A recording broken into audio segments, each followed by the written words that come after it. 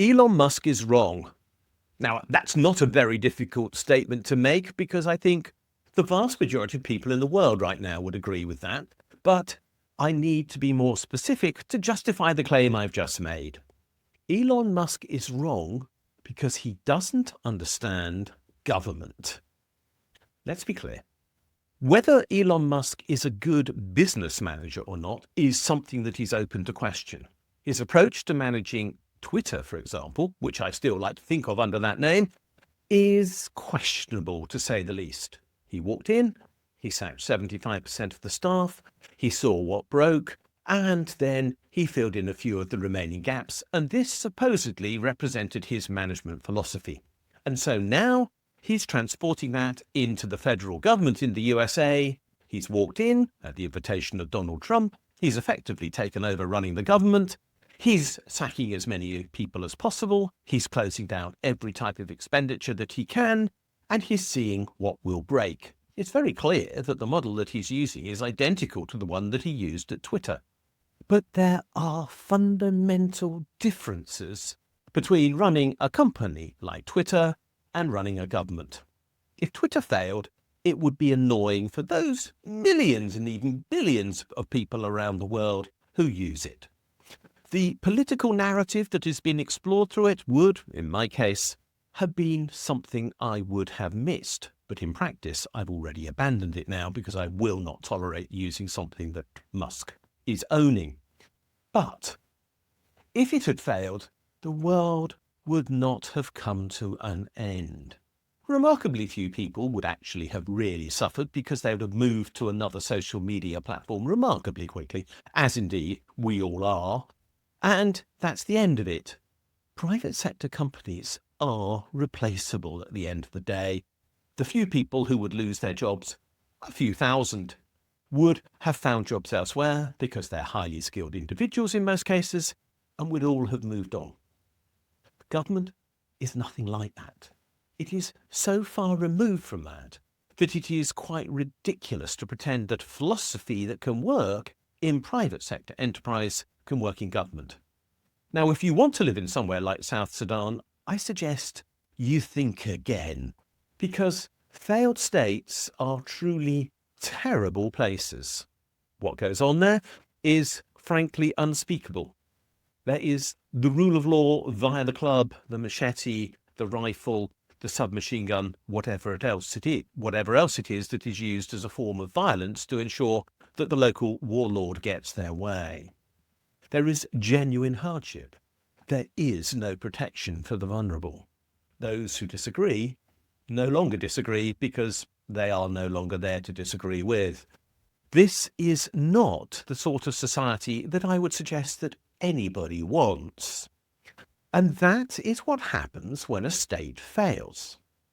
Musk is trying to fail the US state. He's trying to push it as far as possible to see how literally far he can go before he breaks it. And when he's broken it, he'll say, oh, look, we need to put one or two things right, and then we'll have found the new equilibrium that we desire. This is not an acceptable policy, and it's not acceptable for a number of reasons. The first and most glaringly obvious is that people will be hurt as a consequence.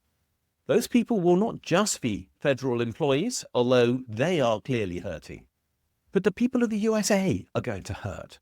The people who will no longer have the social security check that they need. The armed forces who will not get the support they require. The veterans who will not get the services on which they depend, which are provided by the federal state.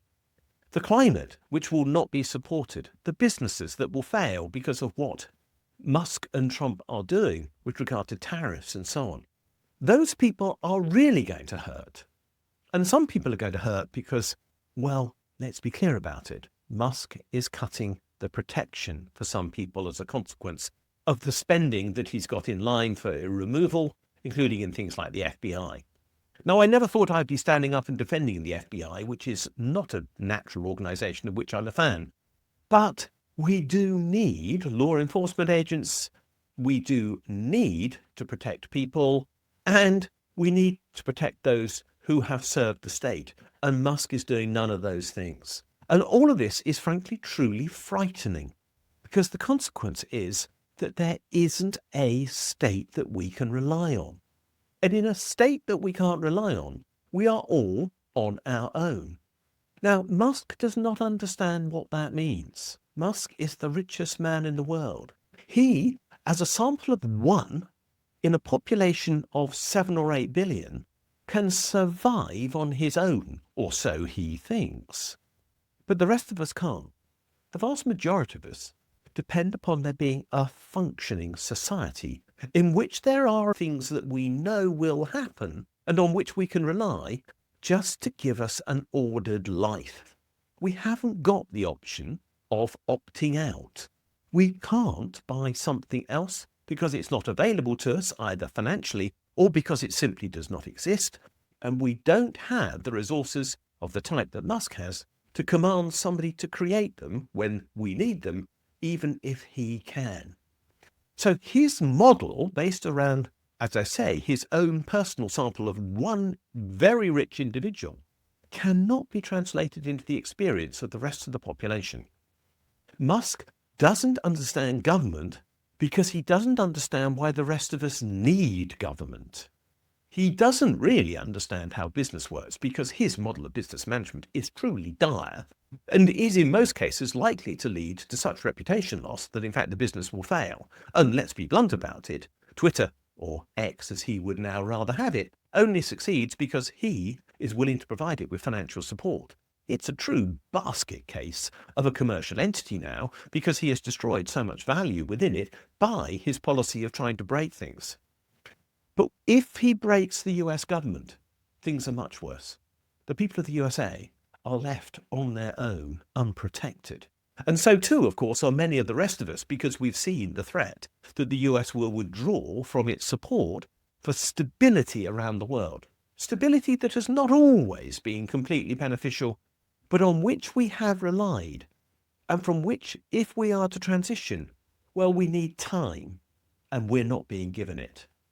So Musk and his philosophy of breaking things is a very real threat, a danger to you, to me, to everyone around the world. And in that sense, Musk really does not know what he's doing. He is wrong.